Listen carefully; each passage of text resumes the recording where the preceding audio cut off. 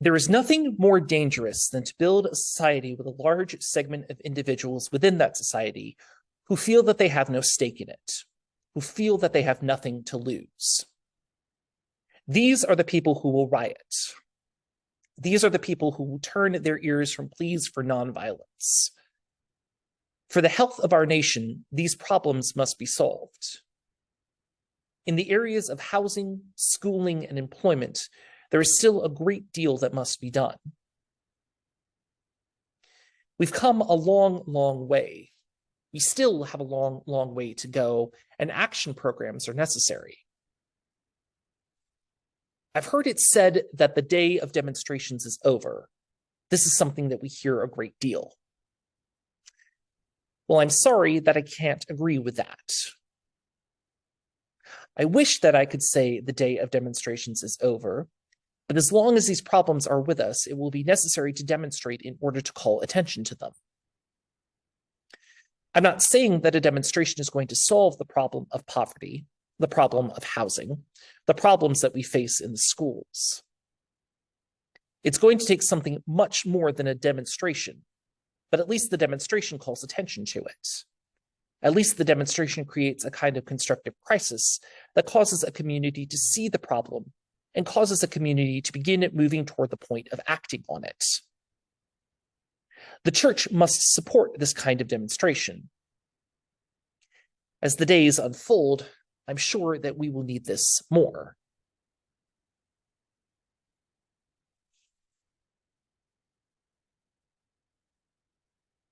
If you have ever visited another UU congregation, and it was not made immediately apparent to the greeter at that congregation that you were a fellow UU, it is likely that you probably received one of the ubiquitous rainbow bookmarks displaying our 7 or 8, depending on the congregation, principles.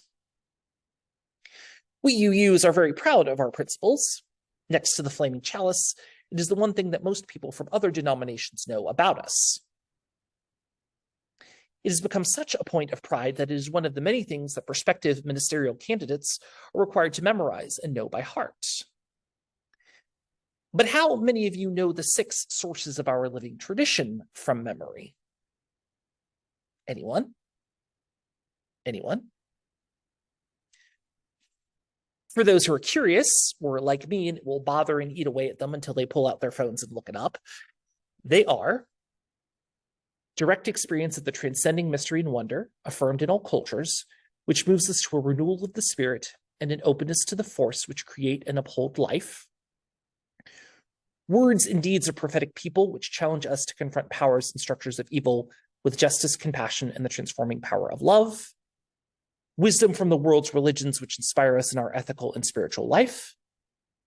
Jewish and Christian teaching, which call us to respond to God's love by loving our neighbors as ourselves. Humanist teaching, which counsel us to heed the guidance of reason and the results of science and warn us against idolatries of the mind and spirit. And spiritual teaching of earth-centered traditions, which celebrate the sacred circle of life and instruct us to live in harmony with nature.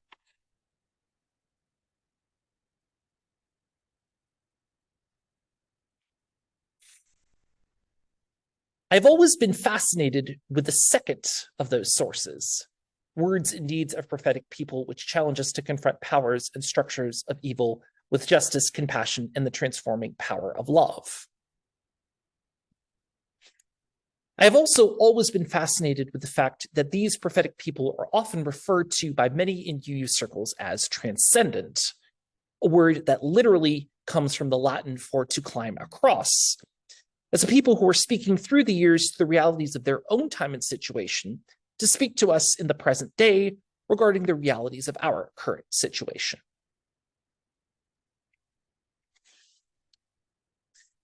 Perhaps it is because I recognize my own location as a white cisgender male minister, but I am always particularly careful whenever I am speaking about or using and referring to the words of Dr. Martin Luther King Jr. This is because I have seen much of Dr. King's social justice legacy and his tireless work for civil rights and ending racism and segregation reduced to several meme-worthy quotes on social media, most of which are often taken out of context, that stress the need for peace and nonviolence. I am of the strongly held belief that this does not do the great legacy of this prophetic man any justice, and whitewashes over the truly important things that he did have to say and that we needed to hear. And I, as a minister, do not want to do anything that will continue to promote and further this misguided notion, however well-intentioned, of who Dr. King was. Someone who was so committed to the cause of what he was fighting for that he lost his life as a result of an assassin's bullet deserves to be honored in such a way as to be truly heard and listened to. In delving into what Dr. King truly had to say, I became reacquainted with the text of Don't Sleep Through the Revolution, the speech that he delivered for the Ware Lecture at the 1966 UUA General Assembly in Hollywood, Florida. The Unitarian Universalist Association had only been in existence for 5 years and was eager to show its support for the cause of racial justice that had been consuming the nation at that time, especially in light of the Civil Rights Act that had just been passed in 1964.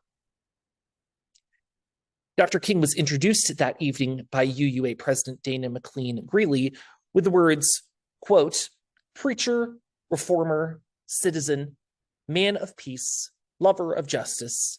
In any history, he will be appraised as one of the truly great men of this century. We offer him not only our respect, but our love and loyal support." The irony of those words rings true for anyone who was familiar with UU history. 2 years after this speech, Dr. King would be assassinated by a white supremacist at the age of 39, and 2 years after that, at the 1970 UUGA in Columbus, Ohio, a financially struggling UUA would vote to withdraw its support from all causes related to Black empowerment, causing many Black UUs to leave the denomination and never return. An unfortunate legacy whose effects still linger to this day. What struck me as I read Dr. King's Ware Lecture, from which the reading at the beginning of the sermon was selected, is how truly transcendent Dr. King's words are. While it is true that Dr. King was speaking to a particular group of UUs during a particular time in our nation's history, many of the things that he spoke then speak directly to the realities of our society to this day. This is especially true for those of us living in Stockton, California. We're all too aware of the effects of the disparities in housing, schooling, and employment that continue to affect our neighborhoods and communities, especially the people of color who comprise the majority of Stockton's population. We are aware of the necessity of action programs to combat the poverty, economic deprivation, and social isolation that we see within our city. We are aware that we, as a church that says time and time again that we side with love and sings that love will guide us, have all the ability in the world to embody Dr. King's words by moving out beyond our church walls onto our streets and into the arena of social action. The truth is that in order to truly embody the words and the legacy of Dr. King, we need to have them be our mission and vision for social justice in the here and now. We cannot and should not leave his words in 1966, but bring them into 2023 and use them as our guide to how we address social justice and marginalization in our own community, of which we are an integral part, and must be an integral part in finding any solution to these and other greater systemic issues. The transition from hypothetical to practical can often be one that is easier said than done.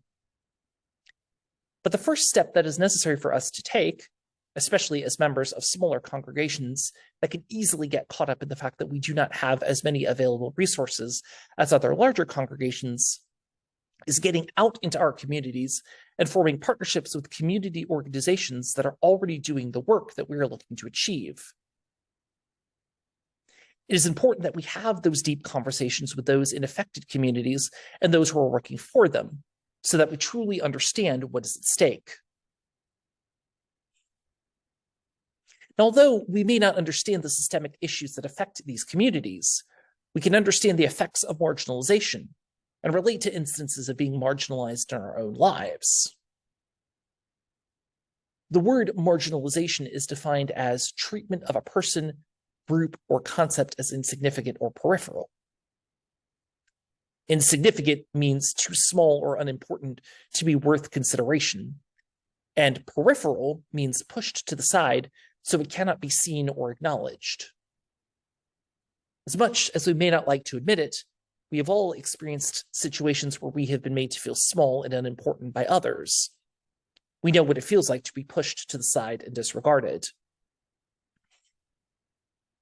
Once we understand and connect with that feeling, we can understand and empathize with how others from communities that are not our own feel. And as a people who profess our belief in the inherent worth and dignity of every person, we can use that to form our mission of how we approach social justice and advocacy in ways that can truly begin to make a difference.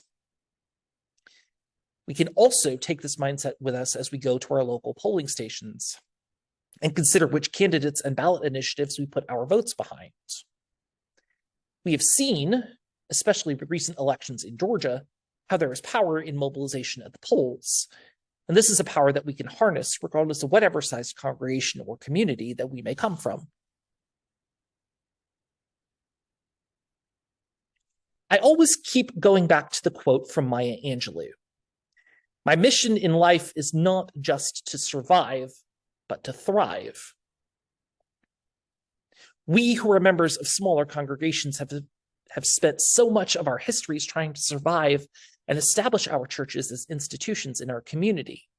And the fact that we have succeeded and our congregations are there for those of us in the community is something that deserves to be celebrated. But the question that I want to ask is, how do we thrive? How do we, as people who come from a universalist heritage of believing that we are not free until all others are free or have the same access to freedom, go out into the world beyond our church walls to make a difference and to make sure that others can thrive just as we do? For me, Dr. King's words to the UUA in 1966 are just as true today as they were then. I believe that the church needs to get out truly into the world of social action and allow that love to truly guide us in a way that we can begin to make an impact, not just for ourselves, but for future generations in our beloved community to come. May it ever continue to be so. Blessed be. Amen. Shalom. Assalamu alaikum. Namaste. Thank you so much.